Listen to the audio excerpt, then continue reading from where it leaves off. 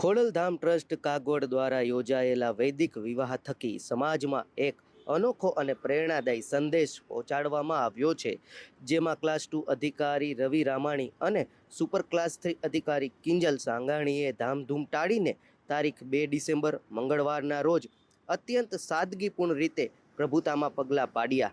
આ બંને સરકારી અધિકારીઓએ સમાજમાં વૈદિક પરંપરાનું અને સાદગીનું મહત્વ સ્થાપિત કરીને અન્ય યુગલો માટે એક નવો ચીલો ચાતર્યો છે. ખોડલધામની આ સામાજિક પહેલ ખરેખર અનુકરણીય છે.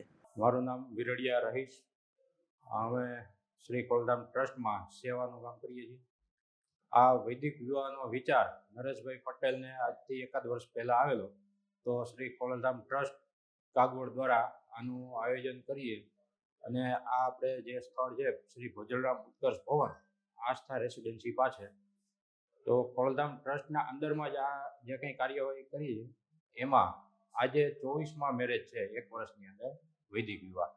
તો એનો મુખ્ય સંદેશો એ છે કે દરેક સમાજ ખોટા ખર્ચામાંથી બહાર આવે અને સાદાઈથી મેરેજ કરે. અને આજના જે કંઈ યુગલ છે, એક ક્લાસ 2 ઓફિસર છે, એ ફૂલ મેરેજ કરી શકે એમ છે, છતાં પણ આજે સાદાઈથી મેરેજ કરે છે, તો એ મુખ્ય સમાજ માટેનો સંદેશો છે.